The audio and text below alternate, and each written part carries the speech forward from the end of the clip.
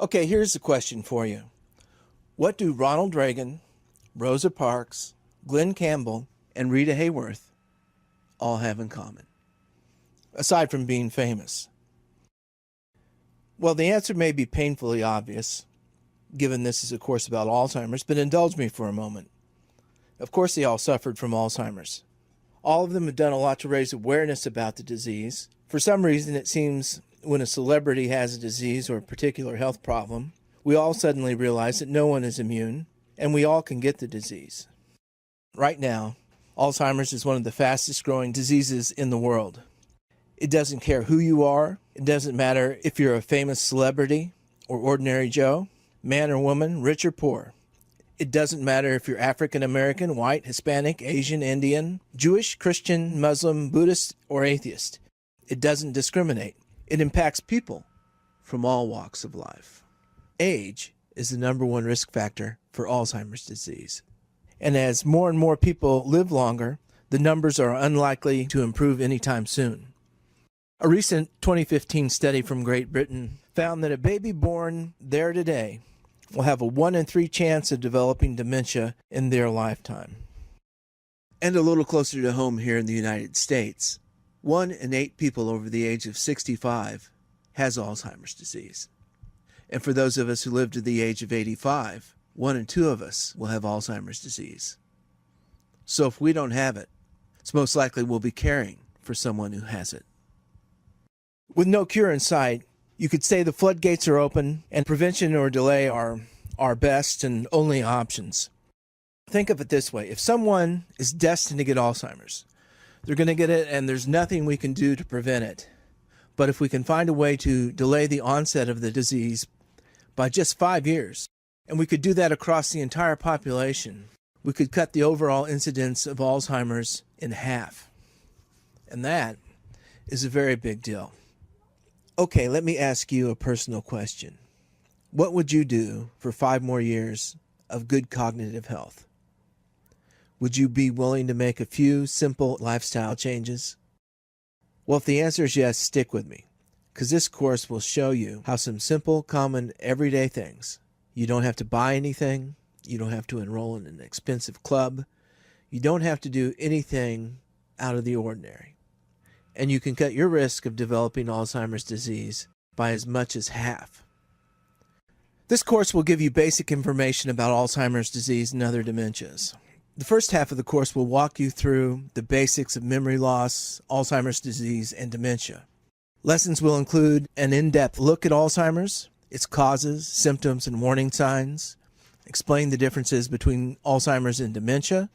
I'll introduce you to Dr. Alzheimer and Auguste D., the world's very first Alzheimer patient, then explain how to tell if it's normal aging or dementia. We'll also take a closer look inside the brain at the damage that Alzheimer's does. We'll run down the 10 most common warning signs of the disease before breaking down the 7 progressive stages of Alzheimer's. After that, we'll explore how geography can affect the incidence of Alzheimer's. Then show you how the disease discriminates against different ethnic groups, and why it affects the different sexes very differently. Part 2 of the course will focus on prevention. It will show you how to cut your risk of developing Alzheimer's by as much as 50% or more by making a few simple, common-sense lifestyle changes. First, we'll take a look at the very latest research regarding diet and Alzheimer's disease prevention.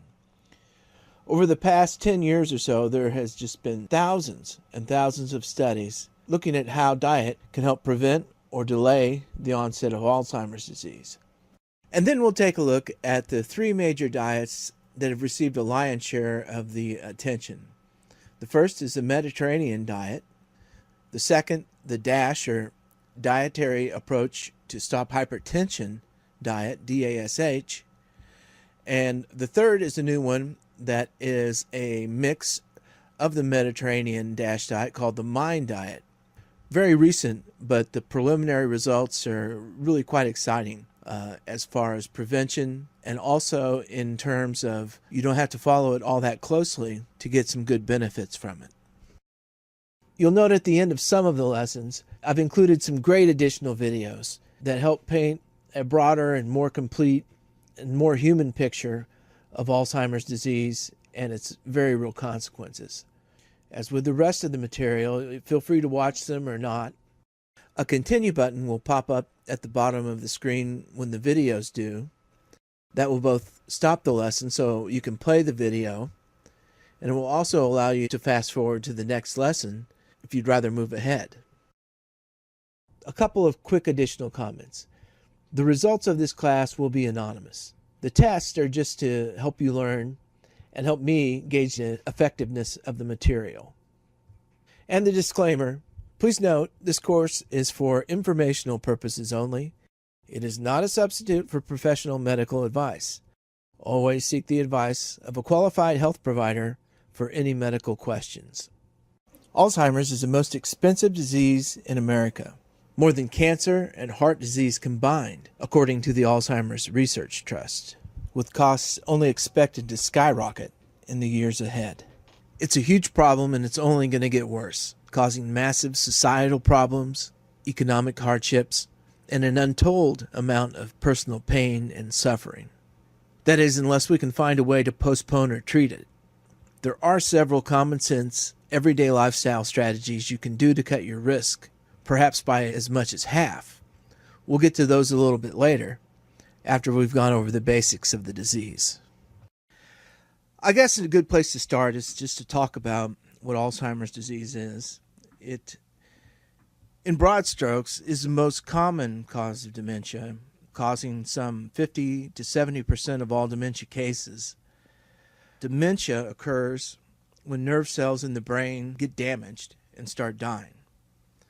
And Alzheimer's is a progressive disease, and it begins with short-term memory loss and goes downhill from there, and eventually causes a person to lose the ability to think, to organize, to plan, and ultimately it robs them of their brain's ability to regulate heart and breathing, and it results in death. It is an incredibly common disease. 1 in 8 people over the age of 65 has Alzheimer's disease. And for those of us who make it to 85, we've got a 50-50 shot of having Alzheimer's disease. The statistics are pretty sobering. According to the Alzheimer's Association, about 5.5 million Americans are currently stricken with the disease. And as the number of folks ages 65 and older is projected to nearly double from about 48 million today to more than 88 million in 30 years, the number of Alzheimer's patients is projected to increase proportionately. Experts say the number of people suffering from Alzheimer's is expected to triple to nearly 14 million Americans by the year 2050. Right now, it's the 6th leading cause of death in the United States. Once someone is diagnosed with Alzheimer's, they can expect to live anywhere from 3 to 10 more years. 1 in 3 American seniors ages 65 and older dies from Alzheimer's disease or some other dementia. Alzheimer's is the only top 10 cause of death in this country that can't be cured. And while deaths from other diseases have decreased in recent years due to medical advances, the number of Alzheimer's deaths has skyrocketed. For example, between 2000 and 2014, the number of deaths caused by heart disease actually went down by 14%. But during that same time, the Centers for Disease Control, the CDC, says deaths from Alzheimer's increased by 55%, increased by more than half. And I think another interesting statistic from that same study is during that time, the number of people living with Alzheimer's who died at home instead of a nursing home or another medical facility or a hospice center rose from 14% in the year 2000 to 25% in 2014. So 1 in 4 people died at home, according to the most recent figures, which indicates that more families are taking care of their loved ones, and a bunch of them are taking care of them until the bitter end. To put some numbers to it, according to the Alzheimer's Association, An American will develop Alzheimer's every 66 seconds this year. That number is expected to double to 1 in every 33 seconds by the year 2050. And to try to put a dollar amount to it, already Alzheimer's consumes 1 in every 5 Medicare dollars. With 71 million baby boomers headed towards the risk age, that ratio is expected to increase to 1 out of 3, perhaps as soon as the next decade. If left unchecked, Alzheimer's will single-handedly bankrupt Medicare and Medicaid.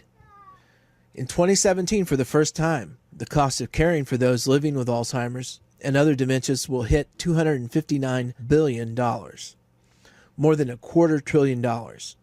If you take a look at this chart from 2010, you can see they were projecting the cost of Alzheimer's to be $202 billion in 2015, when in fact it was much closer to $250 billion, which is, according to my calculator, about 22% under what it actually was. If you take that figure out to 2050, where they've got nearly 1.1 trillion, and a 22% underestimation of that is an additional $237 billion, almost $250 billion in additional cost if things don't accelerate even faster. But that's only the half of it. That $259 billion figure only accounts for out-of-pocket care cost. It doesn't include the hidden cost of caregiving. The association reports that in 2016, those who provided care for a loved one with Alzheimer's and dementia provided an estimated 18.2 billion hours of unpaid assistance, a contribution valued at some $230.1 billion. And that's just the monetary impact. No one could put a number on the emotional trauma and health impact of caring for a loved one with Alzheimer's disease. Here, I think, is a really interesting story about the very first Alzheimer's patient. Auguste D. was a lady from Frankfurt, Germany, who in her 50s developed severe cognitive problems. And her husband had taken her to the insane asylum because that was the only place he could take her. There were no care facilities. There was no awareness of dementia or Alzheimer's. And she had gotten to the place where she couldn't live at home. She was getting agitated and violent towards her husband. She was accusing him of infidelities and accusing the neighbor lady of infidelities. And bottom line, she could no longer care for herself. So he took her to the insane asylum. That's where she ran into Dr. Alzheimer, who had been studying this for a long time and had been studying what would become dementia. And he noted her behavior problems and her memory problems and followed her at the asylum for 4 years, studied her for 4 years. After she died, he took samples from her brain, and when he dyed it in a certain way, he found all these abnormalities. This is damaged material you can see right here from Auguste D. You can take a closer look at the slides we've got here. The one on the upper left-hand side is kind of the long view cross-section of her brain, and you can see the dark round clumps of beta amyloid, and then the longer, almost fire-shaped streaks of tau.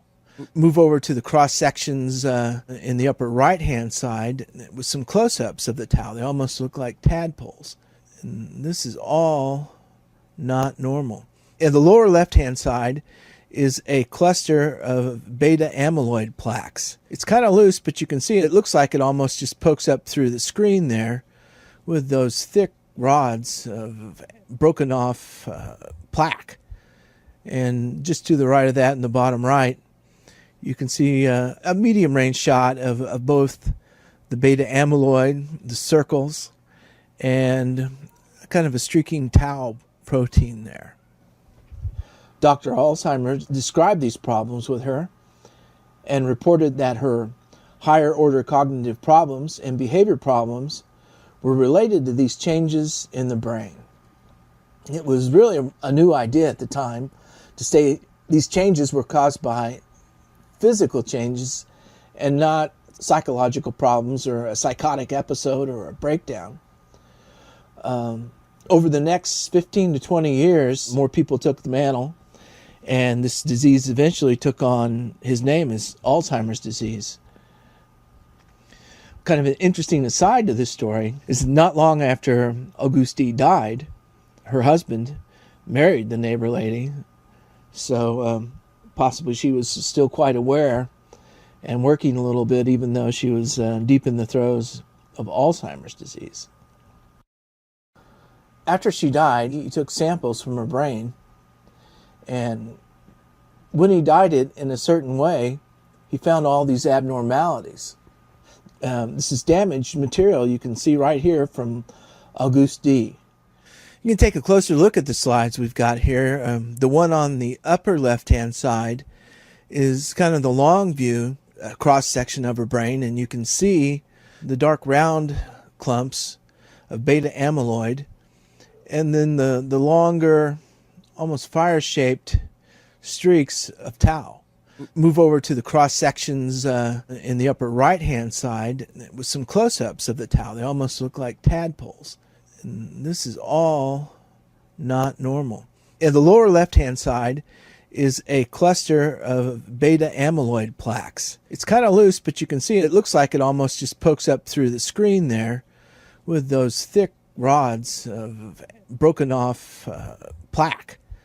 And just to the right of that in the bottom right, you can see a medium range shot of both the beta amyloid, the circles, and kind of a streaking tau protein there. Dr. Alzheimer described these problems with her and reported that her higher order cognitive problems and behavior problems were related to these changes in the brain. It was really a new idea at the time to say these changes were caused by physical changes and not psychological problems or a psychotic episode or a breakdown. Over the next 15 to 20 years, more people took the mantle, and this disease eventually took on his name as Alzheimer's disease. Kind of an interesting aside to this story is not long after Auguste died, her husband married the neighbor lady, so possibly she was still quite aware and working a little bit, even though she was deep in the throes of Alzheimer's disease. Let's take a look at an MRI brain scan of someone who's actually suffering from the disease. On the left, you can see the brain when they came in for diagnosis. On the top is a large picture of the brain, and on the bottom, the yellow arrow points to the hippocampus, which is highlighted there in yellow. Move right, flash forward 18 months, and you can see the ventricle is expanding, and as you go down to the hippocampus area, you can see some pretty significant deterioration there. And on the right of the slide, at 36 months, you can see the hippocampus has been really hit hard. Short-term memory is really affected because the hippocampus is really struck by Alzheimer's disease. So the ability to write down new information and transfer it to long-term memory is really impaired and becomes far less efficient than it once was. That's why people with Alzheimer's disease can remember things from the past. Old information that's in the long-term memory can be drawn out. But short-term memory information about what happened yesterday or last week just didn't make it back to the long-term memory. And that's why an individual will have severe short-term memory problems while long-term memories are generally preserved, at least early on in the disease. No one has done more to raise awareness about early-onset Alzheimer's like former Tennessee women's basketball coach Pat Summitt. Summitt, the all-time winningest coach in NCAA history, put a public face on the deadly disease. Early-onset Alzheimer's includes anyone diagnosed before the age of 65. Summitt was 59 at the time.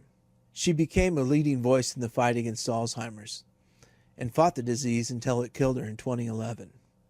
She was 64.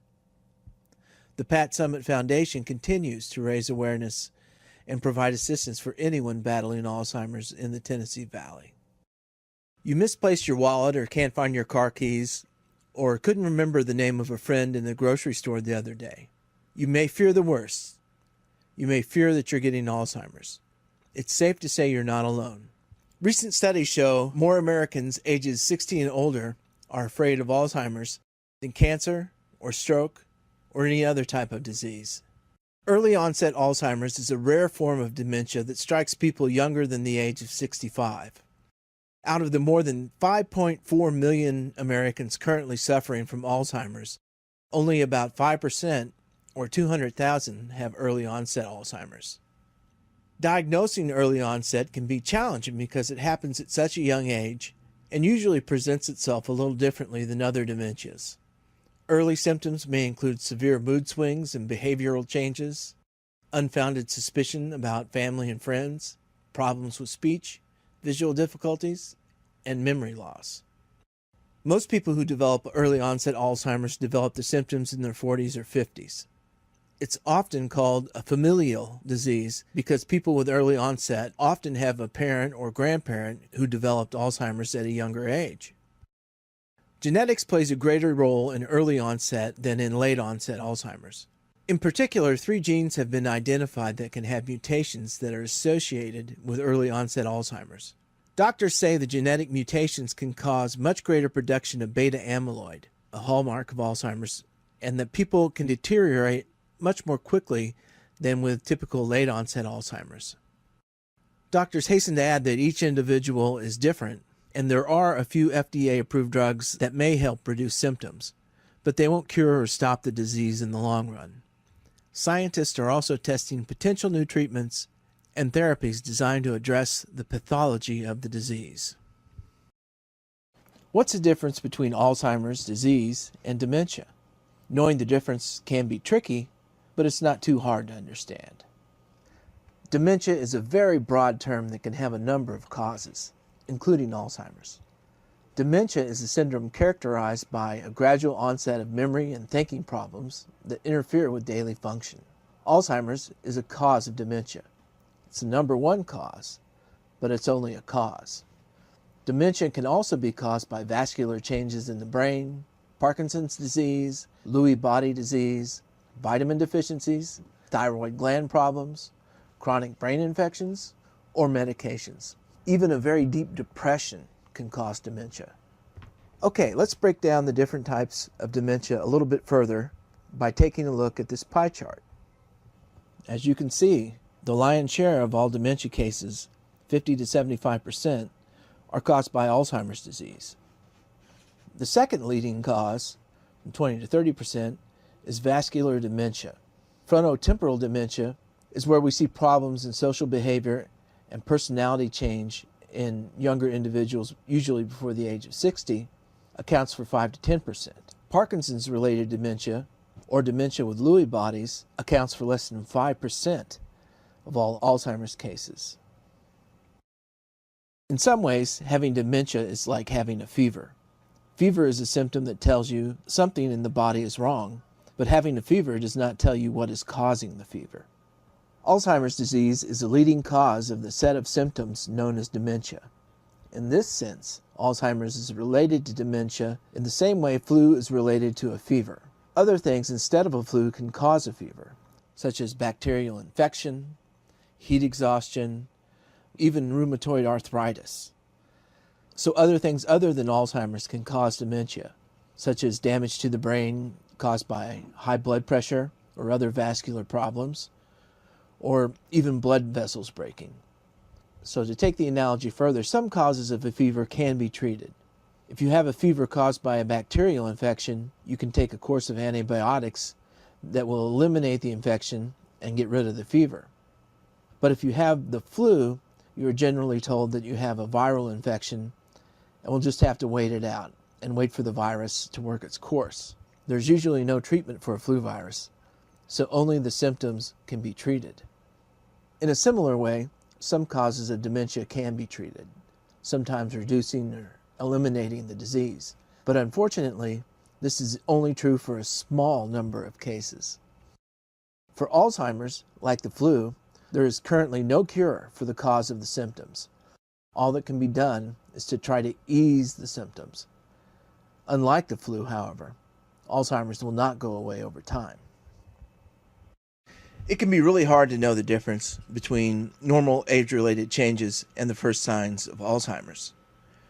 To help, the Alzheimer's Association created a list of the top 10 warning signs for Alzheimer's disease. People may experience one or more of the signs to different degrees, and if you notice this in you or a loved one, please go see a doctor. The first is memory loss that disrupts daily life. One of the most common signs of Alzheimer's, especially in the early stages, is forgetting recently learned information. Other things include forgetting important dates or events, or asking the same question over and over again. Typically, for a normal age-related change, it's sometimes forgetting names or appointments, but remembering them later on.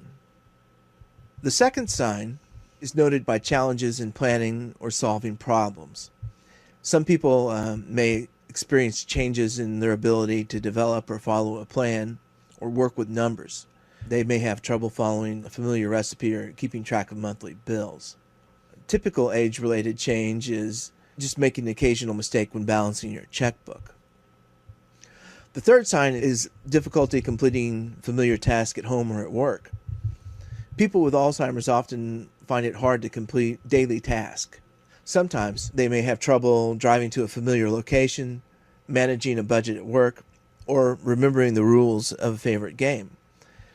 Typical age-related change is occasionally needing help to use settings on a microwave or to record a television show or figure out how to program your VCR, which there's not really a problem with that anymore. Okay, fourth sign is confusion with time or place.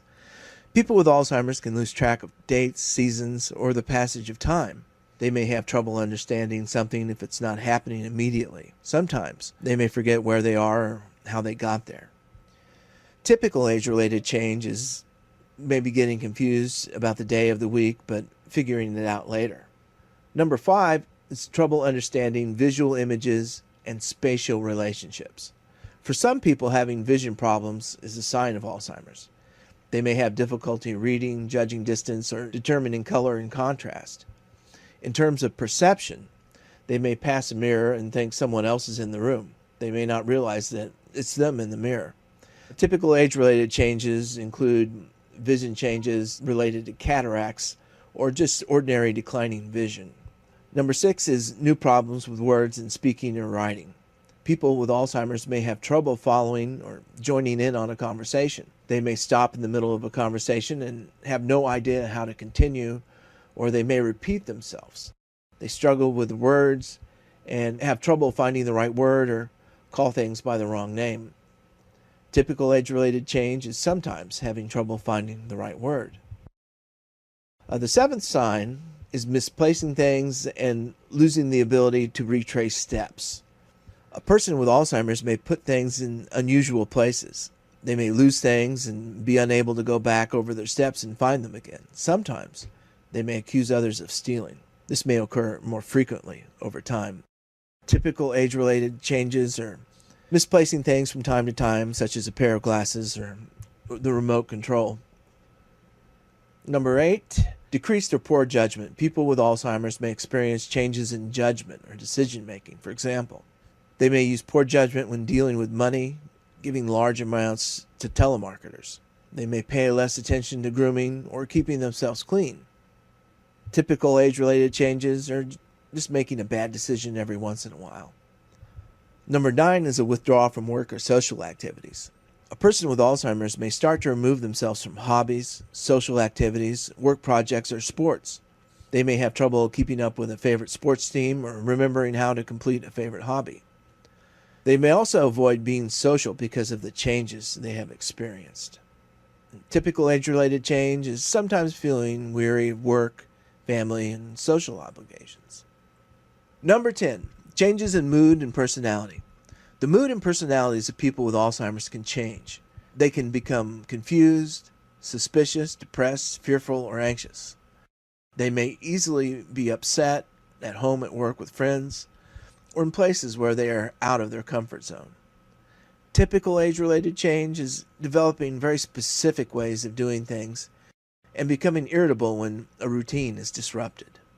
Mood changes with age may also be a sign of some other condition. Check with your doctor if you observe any changes.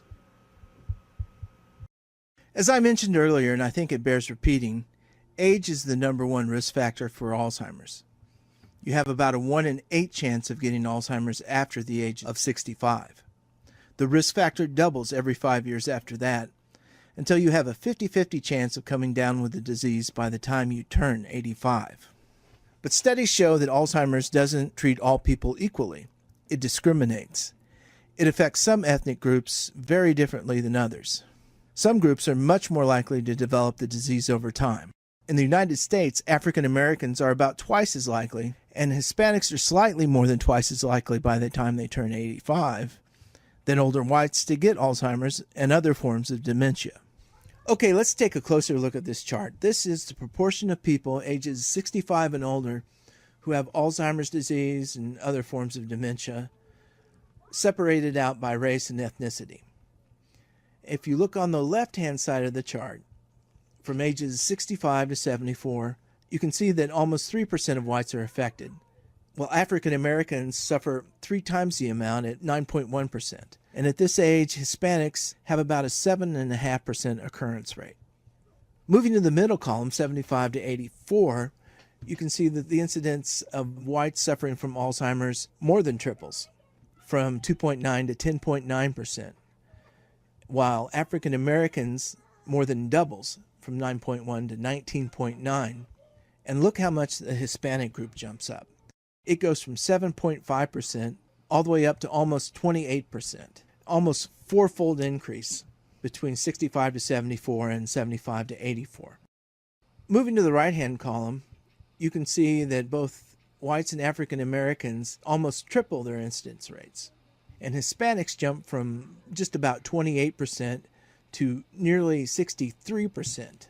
So 6 out of 10 Hispanics over the age of 85 are suffering from Alzheimer's or dementia. With no cure in sight, the number of Latinos with Alzheimer's in the U.S. is expected to rise more than 8 times by 2060 to 3.5 million. Latinos are at least 50% more likely to have Alzheimer's than whites at any age, and their odds increase dramatically, in part because they live longer, and in part because other risk factors, such as obesity, diabetes, and cardiovascular disease, as well as a lack of early intervention and diagnosis, may impact Latinos more heavily. African Americans also face highly elevated risk. Autopsies from a recent study revealed that underlying brain changes were different in African Americans than people of European descent.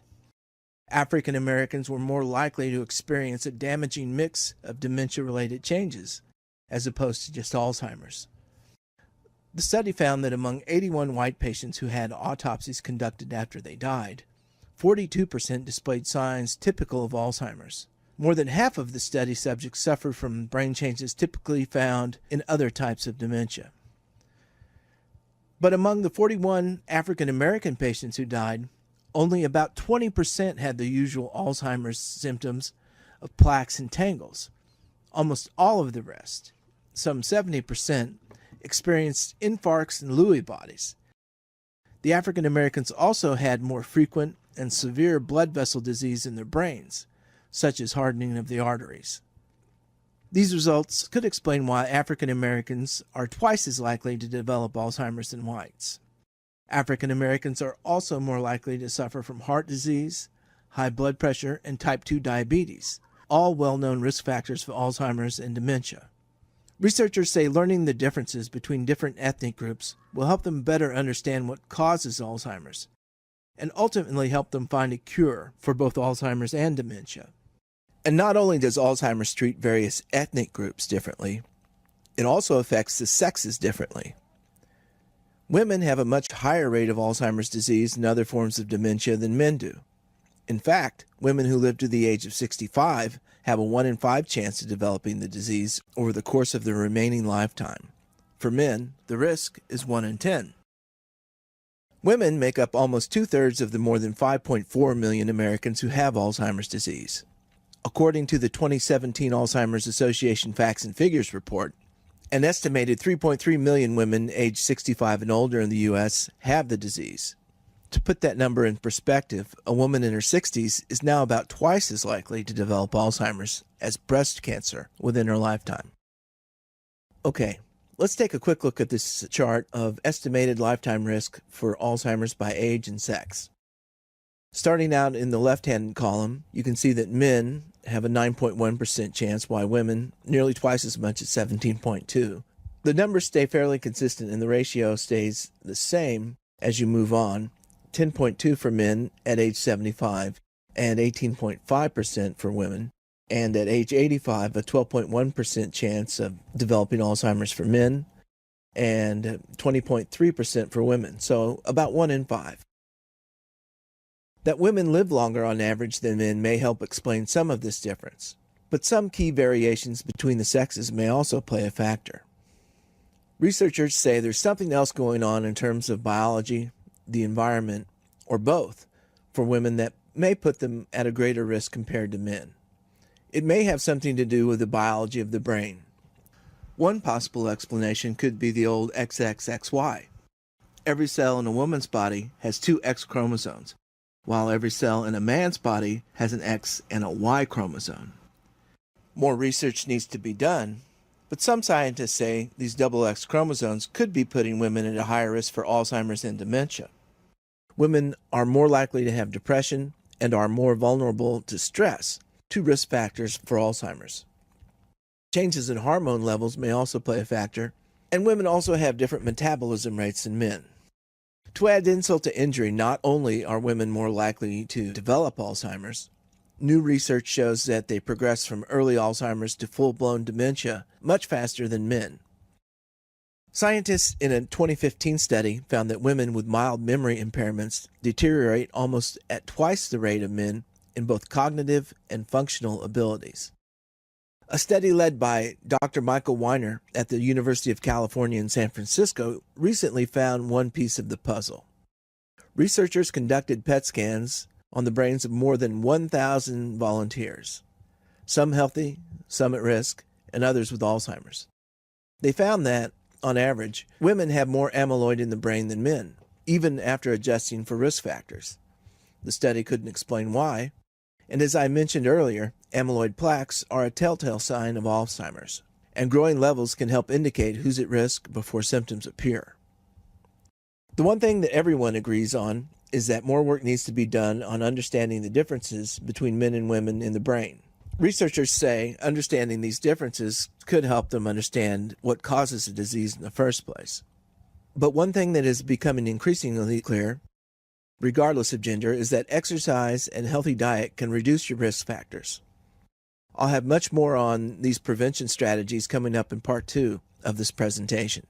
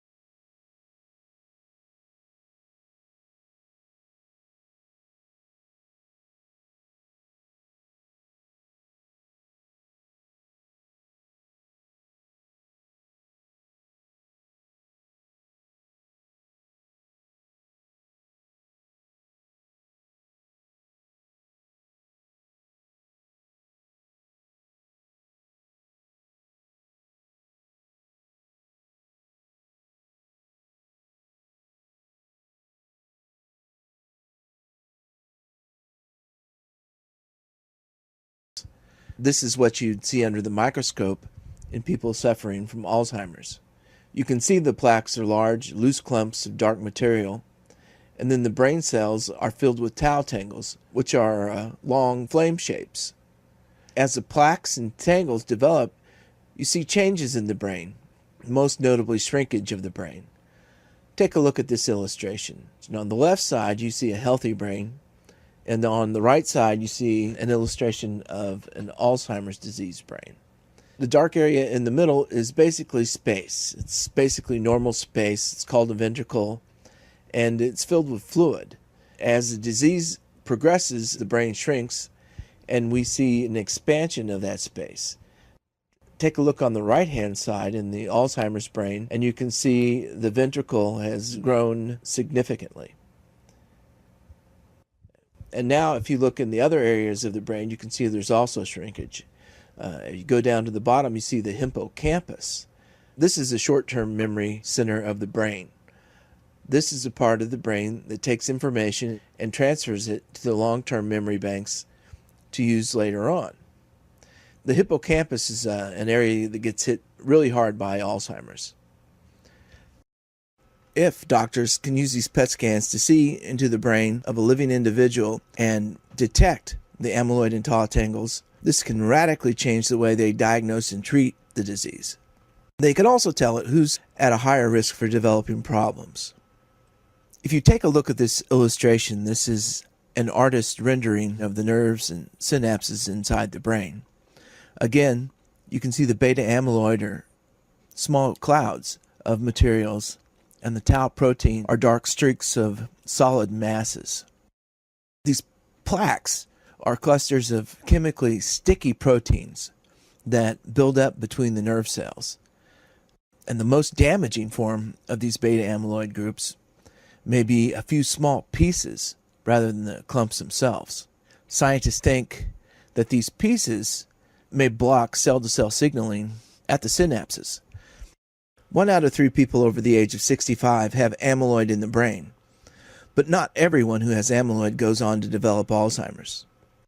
And although people with amyloid in the brain do develop Alzheimer's disease at a higher rate, it is not a diagnosis, and not everybody will develop Alzheimer's disease. But it is a known risk factor. And if you can detect it 10 to 20 years before the first symptoms, you have a great advantage to get ahead of the disease. So the next question is, where are we in terms of treatment? First of all, Alzheimer's is a treatable disease. Doctors have drugs that can help. They don't have drugs that can cure or stop it. They don't have drugs that they consider disease modifying that stop the disease process, which is the ultimate goal. But they do have drugs that can help. There are 2 classes of drugs. Cholinesterase inhibitors, the most common of which is donepezil or Aricept. They've both been around for 20-25 years. And they also have NMDA antagonist drugs, memantine or Namenda, which have been around for about 10 years. So there are 2 classes of drugs that have been shown to be helpful for Alzheimer's disease. So what's their effect? The first effect is slowing the decline and actually leveling out changes in memory and thinking. So if someone's testing at a certain level on their cognitive test, they tend to stay where they are if they're taking these drugs for about a year. After a year, you see less of a decline than if they weren't treated. So a definite slowing of decline, not an increase in improvement in cognitive function, but a definite slowing of decline. The effects of these medications primarily give more stability over time. Namenda works in a similar fashion. Doctors tend to prescribe Namenda in moderate or severe stages of Alzheimer's. So as the disease progresses, doctors will add Namenda onto the cholinesterase inhibitor. So they use 2 drugs right now in the later stages of Alzheimer's disease, cholinesterase inhibitors and Namenda. So 2 drugs are better than 1 in the later stages, but unfortunately no drugs have been developed yet that are stopping or reversing the disease.